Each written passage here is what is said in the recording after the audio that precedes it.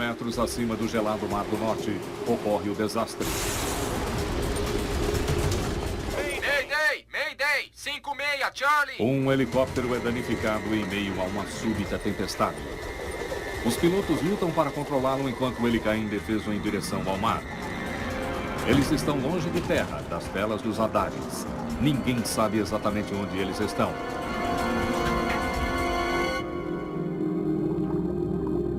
Nos dias seguintes ao acidente, investigadores procuram a verdade oculta nesse emaranhado de destroços. A causa do acidente choca os envolvidos e revela um perigo oculto que vai muito além do Mar do Norte.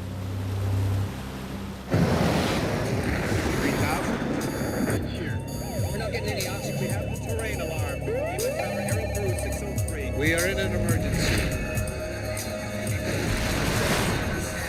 Mayday, desastres aéreos. Esta é uma história real baseada em relatos de testemunhas oculares.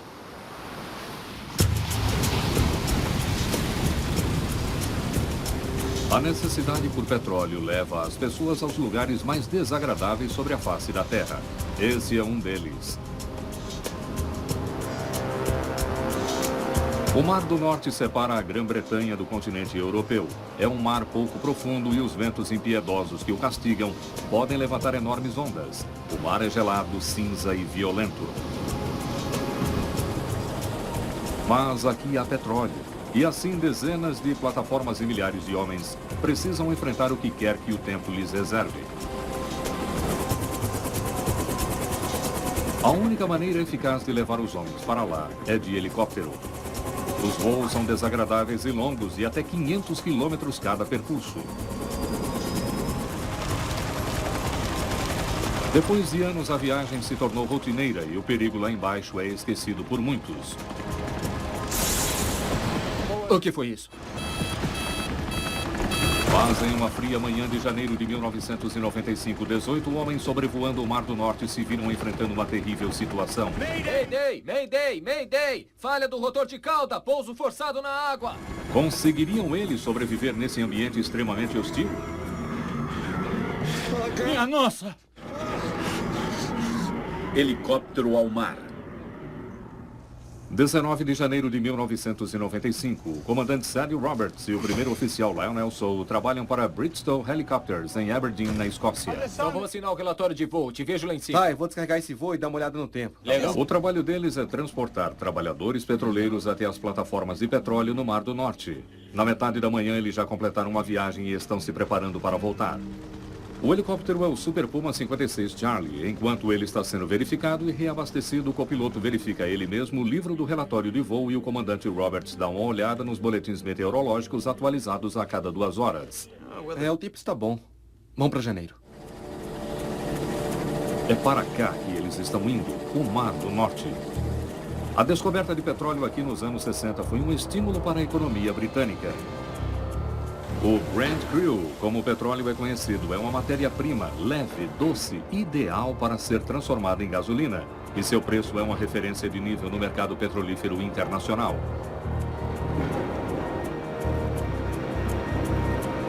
Isso ajudou a transformar Aberdeen, a cidade escocesa mais próxima das plataformas de petróleo, em uma cidade de grande progresso, a capital europeia do petróleo. Todas as principais empresas petrolíferas possuem escritórios aqui. A cidade está concentrada em extrair o ouro negro. Como as plataformas estão muito longe do continente e o tempo é muito imprevisível, os helicópteros são a única maneira confiável de levar e trazer trabalhadores. Centenas e milhares de pessoas fazem essa viagem todos os anos. Os Super Pumas são um dos burros de carga da indústria petrolífera do Mar do Norte. Usados em todo o mundo pela indústria e pelos militares, eles são duráveis, resistentes e feitos de forma a suportar as forças da natureza. Há mais desses helicópteros voando longe do continente aqui do que em qualquer outro lugar do mundo. Os passageiros que vão para as plataformas hoje se reúnem no saguão de partida dos helicópteros. Todos eles trabalham para Marathon Oil, uma empresa do Texas. O Mar do Norte possui centenas de campos petrolíferos. Eles estão divididos entre vários países, incluindo a Inglaterra e a Noruega. Os governos vendem os direitos de perfuração para diversas companhias petrolíferas. A Marathon opera em 3 plataformas no assim chamado Bray Field, Bray East, Bravo e Alpha. Aqui a pessoa está rodeada pelo mar, sem ter para onde ir. O tempo é em geral terrível e o trabalho em uma plataforma pode ser difícil, sujo e perigoso. Durante turnos de 12 horas, os trabalhadores operam equipamento pesado e lidam com grandes alturas ou grandes profundidades. É difícil encontrar e manter trabalhadores com a capacidade necessária para retirar o petróleo do mar. Por isso, as plataformas são construídas de forma a manter os trabalhadores felizes. Filmes, cafés com internet, equipamento de ginástica e até ótima comida, tudo é fornecido pelo gerenciamento para garantir que os homens tenham melhor tratamento. Mas há também regras rígidas. Para garantir a segurança de todos a bordo, não há bebidas na plataforma e é expressamente proibido fumar. A possibilidade de uma tragédia nunca está distante. Mas nesse dia de janeiro, os trabalhadores da Marathon Oil se preparam como sempre o fazem. Todos os 16 estão escalados para 2 semanas na plataforma Alpha da Marathon, seguidas de 2 semanas de folga. Para esses homens, ir para o trabalho tornou-se rotina. Mas conseguir uma passagem nesse voo requer algo um pouco fora do comum. Nenhum deles tem permissão de embarcar no helicóptero sem antes passar por isso. Treinamento de abandono de helicóptero debaixo d'água. A vida deles pode depender de saber como sair de um helicóptero submerso ou de uma plataforma de petróleo e saber o que fazer ao se virem no gelado Mar do Norte. Vários acidentes em mais de 20 anos levaram à conclusão de que o treinamento pode ajudar um trabalhador a sobreviver. Antes de partirem em cada voo, eles precisam assistir ao vídeo como se comportar no caso de uma emergência em seu voo. Eles viram tudo isso milhares de vezes. Em uma emergência, se houver tempo, simplesmente apertem seus cintos e abracem as pernas para o impacto. Para sair pelas janelas, puxem a lingueta vermelha a fim de remover completamente a vedação de borracha e empurrem a janela para fora. Os passageiros apertam seus trajes de sobrevivência. Feitos de Gore-Tex, esses dry suits não os manterão boiando, mas evitarão que a água entre caso os trabalhadores caiam no mar. As cores vivas também têm por objetivo facilitar o resgate. A viagem até a plataforma de petróleo de Bray Alpha é de 230 quilômetros. Se tudo correr bem, levará pouco mais de 1 hora. A primeira parte da viagem os leva para o Nordeste, ao longo do que se chama RPH, a rota principal do helicóptero. E então, a 190 quilômetros, eles chegam a uma área chamada Gate. É ali que todos os helicópteros se preparam e tomam caminhos diferentes para cada plataforma de petróleo.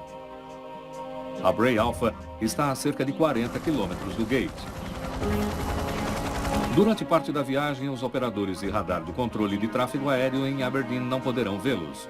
O motivo pelo qual perdemos a cobertura de radar de nível baixo sobre o Mar do Norte é o fato de a Terra ser redonda.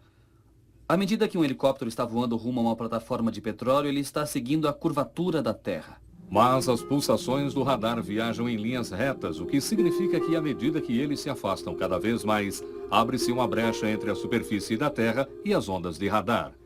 Se uma aeronave voa para dentro daquela brecha, vai desaparecer do radar. No caso de Aberdeen, um helicóptero operando a cerca de 600 metros vai desaparecer na brecha a 128 quilômetros.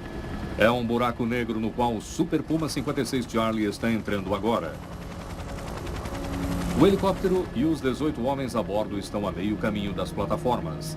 E desse momento em diante, ninguém sabe exatamente onde eles estão. O 56 Charlie é um helicóptero Super Puma que serve às plataformas petrolíferas do Mar do Norte ao largo do litoral britânico.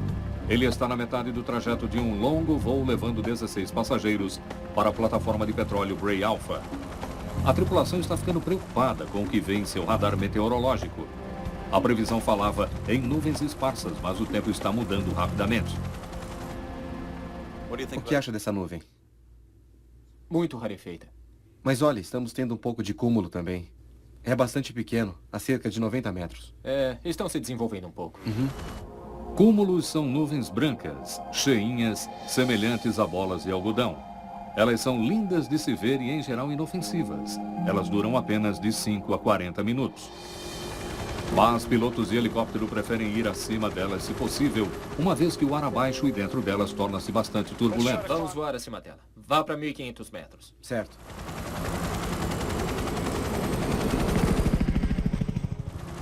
Veja, há uma linha delas, por toda a rota, exatamente para onde estamos indo. Não estamos ganhando nada com isso. É melhor voltar para 900 metros. Até agora, nada com que se preocupar em relação ao tempo. Mas sobre o Mar do Norte as coisas podem mudar de repente. Esse canto da Europa é onde os ventos quentes do Atlântico se encontram com as rajadas geladas do Ártico e da Sibéria.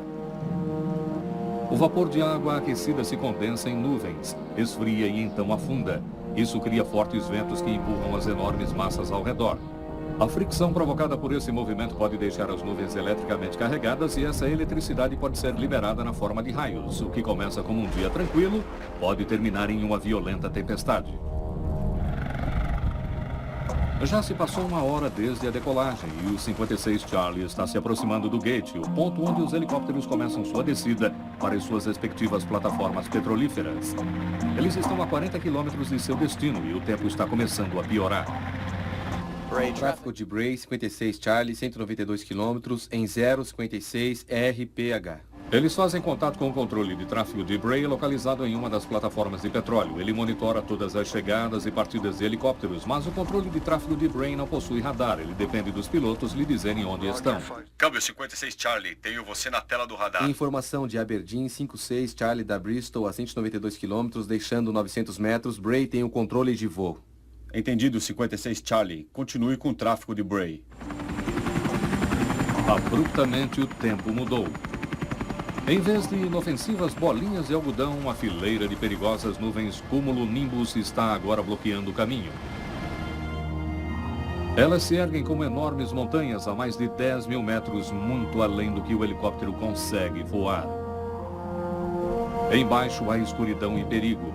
Os pilotos tentam evitar essas nuvens a todo custo. Dentro delas, rajadas de vento podem chegar a 100 km por hora. A turbulência pode tornar o voo desagradável, mas essa é apenas parte do perigo. O cumulonimbus é o avô de todas as nuvens. Se estendem cerca de 300 metros em sua base até 8.500, 9.100 metros. São as nuvens mais perigosas com as quais vai se deparar, especialmente pequenas aeronaves como helicópteros.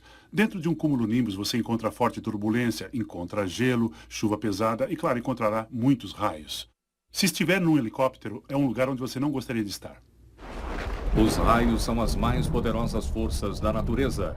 Ao redor da Terra, eles caem a uma média de 100 vezes por segundo, cada um com uma força de até 1 bilhão de volts. Os aviões não conseguem evitá-los completamente. Em média, cada jato de passageiros será atingido uma vez por ano por um raio. Mas o projeto dos aviões impede que sejam seriamente danificados. Sua estrutura é tradicionalmente feita de alumínio, um bom condutor de eletricidade.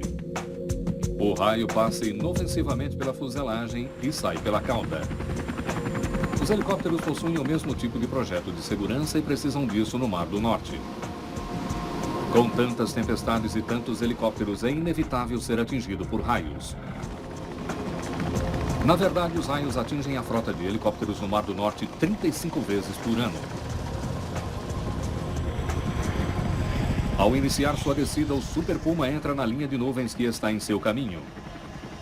Um pouco de nuvens vindo para cá. Tudo bem. Ainda está verde. Continue assim. Verde no radar do tempo significa chuva, mas não forte o bastante para causar preocupação.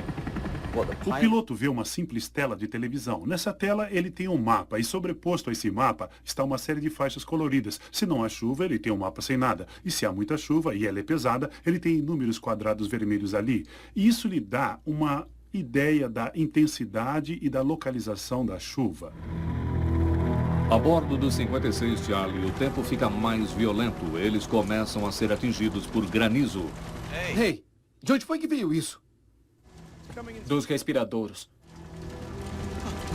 É como estar dentro de um saco de feijão atolado em bolas de poliestireno. Está tão densa. Como é que o motor ainda está funcionando? Não é possível que tenha sobrado ar nele. Agora, outro problema. O helicóptero possui um detector de gelo, um sensor fora do helicóptero cuja função é indicar aos pilotos se há gelo nas pás do rotor.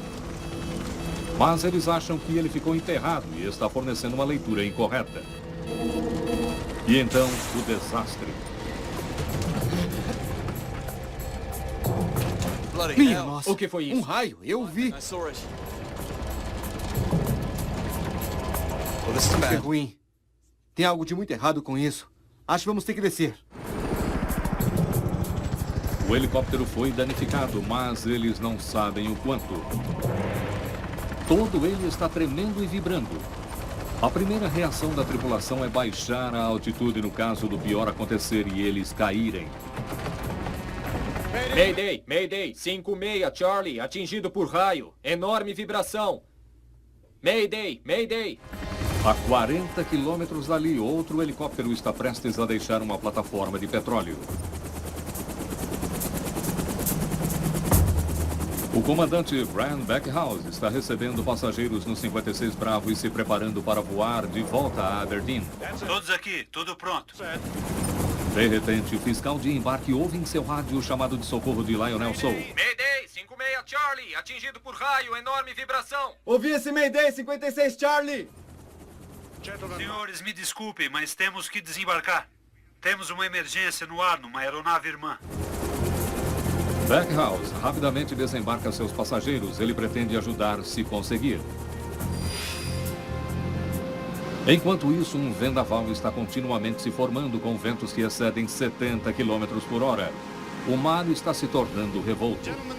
A tripulação do 56 Charlie está lutando para manter o controle do helicóptero danificado. Após o relâmpago inicial, a situação continua a mesma.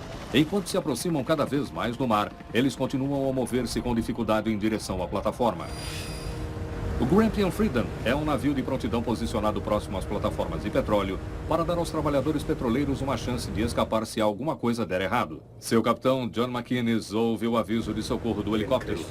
Nós aumentamos a velocidade para frente ao máximo. Todos foram informados e instruídos para que estivessem preparados para que os sobreviventes fossem trazidos a bordo. Na plataforma da Bravo, o que era um voo de rotina para Brian Backhouse está prestes a se transformar em uma missão de resgate. Ele pretende encontrar o helicóptero que foi atingido e levá-lo até um local seguro. Se ele cair no mar, Backhouse irá direcionar navios de resgate até o local. Mas eles não sabem ao certo para onde ir. Vamos até o gate e continuamos dali. Pelo menos eles têm um ponto de partida. O Grampian Freedom também não sabe para onde ir. Eles têm recebido mensagens conflitantes acerca da localização do 56 Charlie. O fato de o helicóptero ser uma aeronave minúscula e a agitação do mar dificultam a localização. No helicóptero atingido, o comandante Roberts informa os passageiros. Senhores, obviamente estão cientes da forte vibração. Fomos atingidos por um raio. Por favor, puxem seus capuzes, fechem as roupas e se preparem para um possível pouso forçado na água. Incontáveis horas de treinamento preparam todos a bordo para um momento como esse. Em uma emergência de verdade, quantos irão se lembrar de tudo que aprenderam? 365 metros. Ainda estamos voando. O destino deles, a plataforma Bray Alpha, está agora a apenas 25 quilômetros de distância. 3 minutos se passaram desde a explosão, mas as coisas não parecem estar piorando. Vamos tentar alguns pequenos cheques e ver se está funcionando. Temos controle de arfagem. Temos controle de rolamento. E temos controle na guinada. Perdemos o rotor de cauda! O helicóptero está começando a girar, um claro sinal de que alguma coisa aconteceu com o rotor da cauda. A única coisa que os pilotos podem fazer para cessar o giro é desligar a pá do rotor. Alimentação interrompida. Motores desligados. A ameriçagem tornou-se inevitável.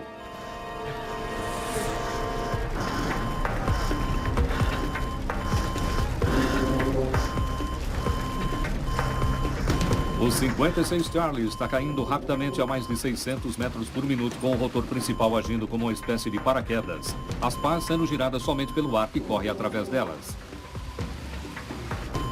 Mayday, Mayday, falha no rotor da cauda, pouso forçado, abracem as pernas para aterrissagem de emergência. A essa velocidade, eles estão a apenas 40 segundos de atingir o Mar do Norte. Os outros pilotos do 56 Bravo estão procurando em vão. Não há sinal do 56 Charlie no céu nem na água. E então eles ouvem outro chamado de socorro. Mayday! Mayday! Falha no rotor da cauda! Pouso forçado! Mayday, Mayday, Mayday. Retransmitindo por 56 Charlie. Temos uma suspeita de falha no rotor da cauda em pouso forçado. O comandante Backhouse no 56 Bravo sabe que ele é o mais próximo do helicóptero atingido. Tudo depende dele. Mas ele não está equipado para localizar o dispositivo de sinalização que o 56 Charlie irá usar ao fazer o pouso de emergência. Tudo que lhe resta fazer é procurar quilômetro por quilômetro no mar escuro. No Grampian Freedom, a tripulação começa a procurar no mar e no céu. Mas eles sabem que o 56 Bravo é capaz de cobrir uma área muito mais rapidamente do que o enorme e lento navio. Eles fazem o que podem e aguardam por melhores indicações. Os flutuadores, flutuadores! Eu não encontro! Eu encontrei! Mantenha em ângulo de inclinação. Tá certo. Os pilotos do 56 Charlie estão prestes a tentar uma das manobras mais difíceis, pousar ou aterrissar em meio ao mar de ondas fortes. Os flutuadores sob o helicóptero têm por objetivo impedir que ele afunde. Se forem lançados cedo demais antes de tocarem a água, o helicóptero poderá perder a pouca estabilidade que tem e virar completamente. Se acionados tarde demais, eles não inflarão completamente. E em vez de ficar sobre as ondas, o helicóptero afundará. Não há uma segunda chance.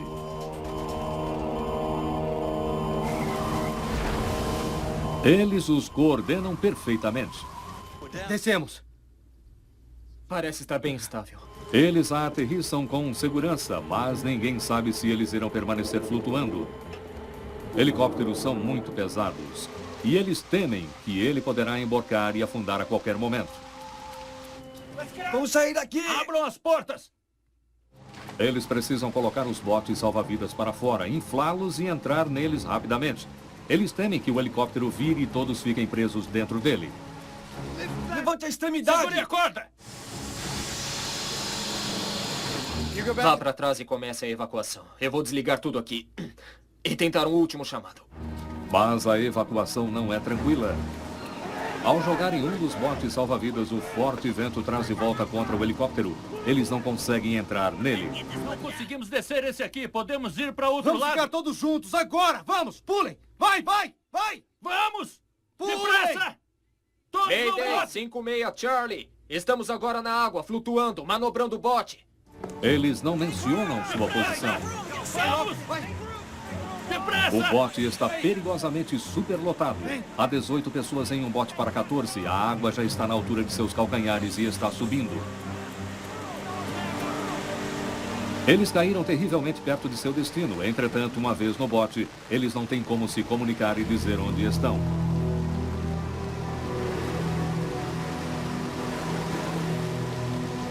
Pela primeira vez, os pilotos conseguem ver o que provocou o acidente. O conjunto de pás do rotor traseiro e a caixa de transmissão se quebraram e estão dependurados em um dos lados do helicóptero, presos apenas por alguns canos. Ninguém ainda se deu conta, mas na correria eles esqueceram no helicóptero o dispositivo de sinalização. Ele envia sinais que podem ser captados pela equipe de resgate. Esquecê-lo poderia significar a diferença entre vida e morte. Duas cordas prendem o bote ao helicóptero. Elas têm o objetivo de impedir que o bote fique à deriva, mas elas também os arrastarão para baixo se o helicóptero afundar. Um dos passageiros tem uma faca. Devo cortar a linha! Não, ainda não! Temos mais chances de sermos vistos se ficarmos próximos ao helicóptero! Os problemas aumentam. Os passageiros estão tentando erguer a cobertura para protegê-los, mas ela está emperrada. Sem a proteção, eles estão à mercê das ondas. E então o próprio helicóptero se torna um perigo. Quando as portas foram ejetadas, elas deveriam ter sido projetadas para escorregar na água e afundar. Em vez disso, uma delas com extremidades cortantes está flutuando e vindo diretamente em direção ao bote. O bote salva-vidas foi furado pela porta flutuante. Vamos escoar a água com tudo que vocês têm! Nós vamos afundar! Não se preocupem, não vamos afundar! Uma onda, estamos debaixo d'água! Os pilotos fazem o que podem para não mostrar preocupação. Há outros helicópteros e navios por aqui. Eles sabem que caímos. Ouviram nosso pedido de socorro. O bote lotado está afundando cada vez mais. Dentro dele, a água já está na altura da cintura. Agora, as batidas das ondas os estão empurrando para baixo das afiadas bordas das pás do helicóptero caído. Temos que nos afastar. Temos que cortar a corda. As duas cordas de segurança ainda estão prendendo o bote ao helicóptero. Uma curta, outra longa. Eles irão cortar a curta para que possam se afastar da ameaça das pás do rotor. A longa foi cortada. Ela foi retalhada. Você vai ter que cortar a curta! A corda curta é a única coisa que os prende ao helicóptero. Se a cortarem, se afastarão rapidamente dali, um minúsculo bote cheio de homens à mercê do mar. Mas se não a cortarem, as extremidades dentadas do helicóptero poderão rasgar o bote em pedaços e fazê-los todos afundar. 18 pessoas estão amontoadas em um bote salva-vidas depois que seu helicóptero caiu no Mar do Norte. O bote está superlotado. Ele foi furado por uma beirada de metal pontiaguda da porta do helicóptero e está afundando cada vez mais. Eles precisam se afastar do helicóptero. O copiloto Lionel Soul faz a escolha decisiva e corta a corda. Eles começam a se afastar no meio da tempestade. As condições são mortíferas. A água gelada está penetrando em suas roupas de sobrevivência. Para uma pessoa na água, a hipotermia pode começar quando as temperaturas do ar e da água juntas estão abaixo de 50 graus negativos. No Mar do Norte, no inverno, a temperatura é muito mais baixa que isso. As funções normais dos músculos e do cérebro são rapidamente afetadas. A temperatura central do corpo cai vertiginosamente, seguida por inconsciência e morte. Suas chances de serem resgatados são mínimas. Ninguém sabe onde eles estão. Eles são apenas um minúsculo ponto em um vasto e turbulento oceano. Silêncio! Silêncio! Ouvi alguma coisa? É o helicóptero! Os homens estão desesperados. Essa poderá ser sua última chance. Rápido! Faça o sinalizador! Faça o sinalizador atrás! No bolso é atrás de você! Aqui! Estamos aqui! Estamos aqui! Mas é tudo em vão. O helicóptero passa por eles. Os homens não podem acreditar. Sua única esperança se foi. No 56 Bravo, Brian Backhouse consegue ver apenas um mar escuro. Mas, de repente, o copiloto vê alguma coisa. Contato à direita, 2 horas. Entendido, vamos verificar.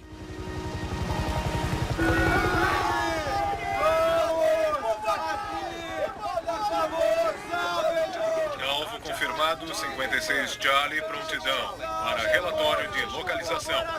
Como um anjo da guarda, o 56 Bravo paira diretamente acima dos sobreviventes durante 1 hora, orientando os barcos e aviões de resgate em direção a esse minúsculo pontinho no oceano. Ele chegou e pairou bastante próximo, pois queria contar quantas pessoas havia no bote. Por isso, durante um tempo, ele esteve acima de nós, provocando um bocado de vento. Mas logo que teve a informação, ele se afastou e ficou apenas marcando a posição para que as equipes de resgate não se encontrassem. O primeiro a chegar é o Grampian Freedom. Tínhamos observadores por toda a embarcação, alguns sobre a ponte, em cada asa da ponte. Um helicóptero chegou e começou a circular sobre nossa proa. Um procedimento normal naquele tipo de situação. A quase 2 quilômetros do bote, o Grampian Freedom envia seu barco rápido de resgate. O barco parte a toda velocidade para o resgate. As chuvas e as ondas fazem com que seja difícil encontrar o bote. Ei! Há um bote ali! Calma, gente, eles sabem o que estão fazendo! O bote de resgate joga uma corda salva-vidas para os homens em dificuldades. Eles começam a ser puxados para um local seguro, mas há um outro desafio à frente para o qual o treinamento que tiveram não os preparou. Como é que eles vão passar desse minúsculo bote inflável para o enorme navio com um mar tão violento? Chegamos ao navio que nos esperava. Você fica olhando o casco, um imenso casco de aço, e pensa, nunca vou chegar lá em cima. Mas a tripulação é bem treinada. Eles esperam pelos movimentos de subida e descida das ondas. Eles sabem exatamente quando transferir um passageiro para o convés do navio, que foi muito bem feito no nosso caso. 14 sobreviventes são levados para o Grampian Freedom, 4 para outro navio. Os homens estão morrendo de frio e em estado de choque, mas não estão feridos. Com sua habilidade contra todas as probabilidades, Cedric Roberts e Lionel Sou salvaram a vida de todos a bordo. Devo admitir que naquele momento eu pensei que fôssemos morrer. O mundo todo mudou de algo realmente bom para o que eu pensei na ocasião fosse um desastre total, porque foi a pior situação em que já estive no ar. E eu estava muito preocupado com o que iria acontecer. A tripulação sobreviveu ao pouso forçado e manteve os passageiros a salvo até a chegada do resgate. Mas no dia seguinte ao acidente, eles passaram a ficar sob suspeita. Seu relatório sobre o que acontecera começou a ser questionado. Descargas elétricas não deveriam afetar o tão potente helicóptero do Mar do Norte. Essa é a primeira vez que eu consigo me lembrar de um raio ter levado a esse tipo de situação. Os especialistas estão céticos quanto à história dos pilotos. Não se sabe da queda de nenhum outro helicóptero no Mar do Norte devido a um raio. Talvez tivesse havido alguma falha mecânica. Há até mesmo comentários a respeito de erro do piloto, de voar imprudentemente para dentro de nuvens de tempestade. A evidência para dar suporte à sua história está agora embaixo das ondas com o 56 Charlie. O Departamento de Investigação de Acidentes Aéreos e os detetives especializados em acidentes aéreos da Grã-Bretanha começam a procurar a verdade. Ele pode parecer uma torre de perfuração, mas o Stay Dive é, na verdade, um navio utilizado na maioria das vezes a serviço das plataformas de petróleo. Ele possui 9 motores potentes que o mantêm estável, sob praticamente qualquer tipo de clima. E carrega submarinos miniatura para exploração submarina. Um dia após o acidente, ele é trazido para encontrar e trazer à tona o helicóptero perdido do fundo do Mar do Norte. A investigação começa bem. No primeiro dia, as câmeras de televisão a bordo dos 2 submersíveis do Stay Dive localizam o que havia sobrado do 56 Charlie no leito do mar. Mas trazê-lo para a superfície é uma outra coisa.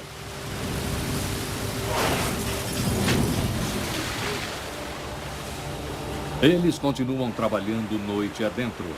Logo, vários pedaços do 56 Charlie são recuperados, mas falta ainda um indício vital, o rotor da cauda, que está desaparecido. Ed Trimble era um investigador-chefe da AAIB na época. O grande problema era recuperar o conjunto do rotor da cauda. Sem ele, a investigação não iria literalmente a parte alguma. Sabíamos que o conjunto do rotor da cauda tinha ficado dependurado do lado do pilone quando o helicóptero pousou e, portanto, havia se desprendido em algum momento entre o pouso de emergência e onde localizamos os destroços principais. Manter o Stay Dive funcionando custaria mais 20 mil libras por dia. Ed Trimble telefonou para seu chefe. Ele estava bastante cético quanto às nossas chances. Ele me perguntou o que eu achava de nossas chances de encontrar o rotor da cauda e eu, como eterno otimista, disse 80%. Ao que ele respondeu, creio que você teria muita sorte se tivesse 10% de chance de recuperar o conjunto do rotor da cauda no Mar do Norte. Ed Trimble fica acordado a noite toda monitorando incansavelmente as câmeras submarinas. Eu não queria estar numa situação na qual pudesse deixar passar qualquer evidência de outros destroços, em especial quaisquer partes do conjunto do rotor da cauda. Por volta das 8 horas, eu resolvi descer para a cozinha de bordo para pegar um café. E eu não devo ter me afastado mais do que 7 a 8 minutos quando, de repente, ouvi gritos super entusiasmados de nossa equipe. Lá está! Eureka, eu consegui! E quando eu entrei, correndo bem ali no meio da tela, estava todo o conjunto do rotor. E mesmo em uma primeira olhada, era possível ver que uma das 2 pás do rotor mostrava sinais claros de ter sido atingida por um raio. A tripulação estava certa. As câmeras do submarino revelam indícios de marcas de queimadura na pá do rotor da cauda. Uma olhada mais de perto nos destroços no convés revela que 2 das pás do rotor principal também foram atingidas por raio. Mas foi esse rotor da cauda o que mais dano sofreu. Como não se tem notícia de um raio ter antes forçado um helicóptero a cair no Mar do Norte, a pergunta é, por que agora? Ed Trimble chamou o especialista em raios John Hardwick para descobrir exatamente o que havia atingido o 56 Charlie. O que queríamos fazer com esse conjunto de testes era pegar um conjunto de pás do rotor da cauda do helicóptero Super Puma e submetê-lo a vários níveis de energia, simulando raios. Bem, o objetivo era tentar reproduzir o grau de dano provocado por um raio a fim de identificar que nível de energia estava associada à descarga em particular. Esse vídeo amador dos testes foi feito por Ed Trimble. Alguns representantes da empresa que fabrica o Super Puma também estavam lá. Hardwick faz com que a pá seja submetida a diversas descargas elétricas até que ele consiga reproduzir o dano encontrado na pá do rotor. Para isso, ele tem de gerar uma descarga simulada de enorme potência, uma situação muito mais perigosa do que qualquer um poderia imaginar que o helicóptero pudesse vir a estar exposto. Algo que não deveria acontecer sobre o Mar do Norte. Havia ocorrido alguns incidentes durante anos, pequenas descargas, pequenos danos aos helicópteros, mas nunca algo tão violento quanto ocorrido naquele dia. Por um breve instante, isso foi mais do que toda a energia elétrica consumida em todos os Estados Unidos, algo em torno de 30 bilhões de watts. E esse enorme clarão de raio tinha ocorrido sobre o Mar do Norte, onde por ano passam quase 3 milhões de passageiros alheios ao perigo até as plataformas de petróleo. Os helicópteros que pilotamos são certificados de acordo com os mais elevados padrões, os mesmos que obteria numa grande companhia aérea para voos transatlânticos. Não tínhamos qualquer motivo para acreditar que qualquer raio que encontrássemos pudesse causar um dano tão grave. Um raio comum não faria isso, mas esse não era comum.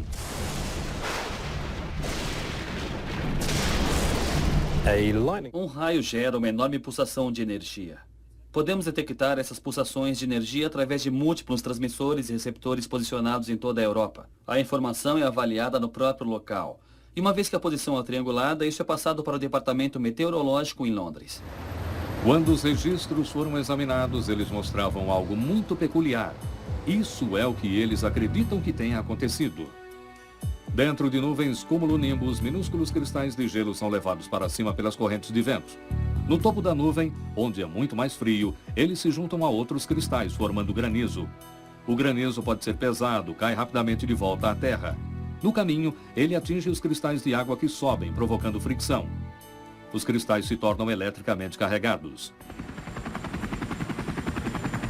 Quando um helicóptero entra na nuvem, as afiadas extremidades das pás do rotor girando passam cortando esses cristais, provocando mais fricção, mais eletricidade, até que tudo isso é liberado em um clarão ofuscante. Os registros mostraram que o clarão que atingiu o 56 Charlie fora o único registrado sobre o Mar do Norte naquele dia, quase certamente provocado pelo próprio helicóptero.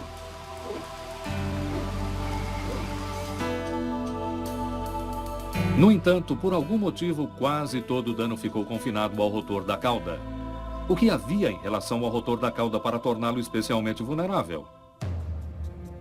Assim, Ed Trimble fez uma incrível descoberta. Quando as autoridades da aviação civil certificaram o Super Puma como seguro, eles se esqueceram de algo importante, algo que pode ter provocado a queda do 56 Charlie.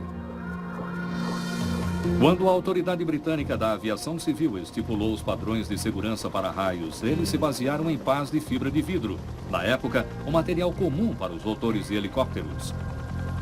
Mas nos anos 80, os fabricantes de aeronaves começaram a usar os novos materiais compostos como fibra de carbono, que eram mais leves e mais fortes. Em especial, eles começaram a fabricar as pás do rotor de fibra de carbono e não de fibra de vidro. Supunha-se que os mesmos padrões se aplicassem igualmente às novas pás. Na indústria, isso é conhecido como read across e é muito perigoso. Na verdade, foi exatamente o projeto dessas pás com compostos que levou à queda do 56 Charlie. Embora feitas de fibra de carbono, as pás de materiais compostos possuem uma faixa de metal anticorrosivo grudada em sua borda.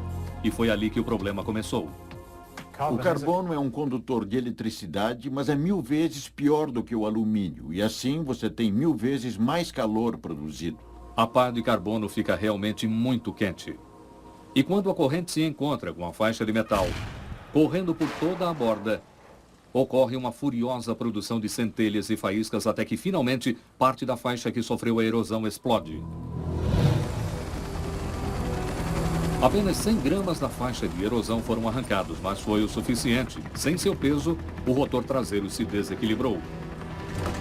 Foi isso que causou a vibração sentida a bordo do 56 Charlie imediatamente após ser atingido pelo raio. 3 minutos depois, quando Lionel Sowell testou os controles, as pás sem equilíbrio colocaram o rotor da cauda sob enorme pressão. Os parafusos que o seguravam se romperam. Perdemos o rotor da cauda! O rotor da cauda se foi! Foi como um estouro de pneu num carro, só que muito pior. As coisas naquele momento estavam realmente muito preocupantes e... Nós dois sabíamos o que havia acontecido, perdéramos o rotor da cauda e se você não fizer exatamente a coisa certa naquele momento, a sua expectativa de vida é muito pequena, questão de segundos, tínhamos que fazer a coisa certa. Conseguimos direcioná-la ao vento, o mar estava todo encapelado e a uns 30 metros eu puxei o manche para fazer o helicóptero diminuir seu ritmo de descida. E tivemos muita sorte naquele momento, pois uma onda favorável chegou e enquanto eu nivelava o helicóptero, a onda subiu. Nos apoiamos no topo dela e descemos. Foi um dos melhores pousos que eu já fiz. No entanto, foi mais por sorte do que por discernimento. Apesar de ter sido muito grave, poderia ter sido pior. Os 2 tubos hidráulicos que conectam o conjunto ao helicóptero não se partiram. Esses 2 tubos de pequeno diâmetro seguraram o volume da caixa de engrenagem e o conjunto do rotor da cauda pendurado no lado direito do pilone. Sem o peso do conjunto do rotor, o helicóptero teria inclinado para frente e mergulhado direto no oceano. Caso aquela caixa do rotor da cauda e o conjunto do rotor da cauda tivessem se separado do helicóptero, então todas as 18 vidas teriam sido perdidas, pois o helicóptero teria se inclinado para baixo irrecuperavelmente, mergulhando no Mar do Norte. Os investigadores encontraram uma resposta para o mistério da queda do helicóptero, mas eles se depararam com um problema maior, um problema que afeta todos os que fazem viagens aéreas. Os investigadores acreditam que o violento fim do 56 Charlie tenha sido provocado por uma forte descarga de raio, maior do que qualquer coisa que ele poderia suportar. Quando o raio atingiu, ele expôs um problema nas pás de fibra de carbono que as tornou vulneráveis. O tremendo calor criado onde a fibra de carbono encontra a faixa de erosão do metal poderia acontecer novamente. E o mesmo tipo de reação violenta poderia hipoteticamente ocorrer em qualquer aeronave que tenha fibra de carbono misturada a outros materiais. Cada vez mais o alumínio está sendo substituído por fibra de carbono. O maior avião do mundo, o Airbus A380, por exemplo, tem mais de 20%. Seu rival da Boeing, o Dreamliner, terá 50% de fibra de carbono. O que acontecerá se esses aviões encontrarem uma descarga monstro de raio? Essa era a maior preocupação dos investigadores, surgida quando do acidente do Super Puma. As descobertas foram inesperadas e tratadas com algum ceticismo. Apesar dos testes terem indicado que um raio de tamanho fora do comum atingiu o 56 Charlie, a autoridade da aviação civil britânica recusou-se a aceitar isso. Os testes não eram prova. Não havia maneira de saber com certeza a potência do raio que atingira o helicóptero. Nenhuma atitude foi tomada para aumentar os padrões de segurança que esses helicópteros precisam atender. Eu achei que a reação foi tímida. Parece que eles tiveram uma grande relutância em aceitar a prova. Se os investigadores de acidentes aéreos da Grã-Bretanha estiverem certos, há uma preocupação real com relação aos passageiros de aeronaves. É possível que ocorram raios muito maiores do que a aeronave poderia encontrar. E aeronaves feitas de compostos e materiais mais novos sofrem um risco maior. Porém, o fabricante do Super Puma aprendeu as lições. As pás do rotor em seu projeto foram fortalecidas. As faixas de erosão são agora presas com parafusos super fortes. E os pilotos foram instruídos para ficar longe de nuvens de tempestade. Os homens que precisam voar nessas máquinas para trabalhar estão preparados para aceitar os riscos. Eu penso que na manhã em que tivemos o pouso de emergência, tivemos muita sorte, porque as consequências poderiam ter sido terríveis, mas sobrevivemos, voltamos para casa. O que eu senti naquela manhã foi que isso nunca poderia acontecer comigo. Agora, quando eu voo de helicóptero, principalmente durante o inverno, se somos fustigados pelo vento, eu às vezes penso, isso não pode acontecer comigo outra vez. Mas todos nós podemos escolher parar ou continuar, e eu ainda estou aqui. Depois de todos esses anos, ainda ganhando o meu sustento. O acidente do 56 Charlie foi algo assustador que poderia facilmente ter terminado em tragédia. No inverno de 1995, a habilidade do comandante Sid Roberts e do oficial aviador Lionel Soule salvou a vida de seus 16 passageiros. Roberts e Soule recebem um prêmio pelo seu trabalho. O Sindicato dos Pilotos Aéreos e Navegadores Aéreos reconheceu sua capacidade e bravura no pouso de emergência. Apesar de termos recebido alguns prêmios depois do acidente de várias organizações, uma outra coisa que recebi é muito mais valiosa para mim do que qualquer um desses prêmios. Recebi da filha de um dos meus passageiros esse pequeno cartão que diz: Caro Capitão Roberts, não consigo dizer o quanto preciso agradecê-lo por ter salvo a vida de meu pai. Foi preciso muito esforço para tentar manter a calma enquanto estavam caindo. Se o senhor não tivesse mantido aquele helicóptero sob controle, meu pai talvez não estivesse aqui hoje. Obrigada, muito, muito obrigada.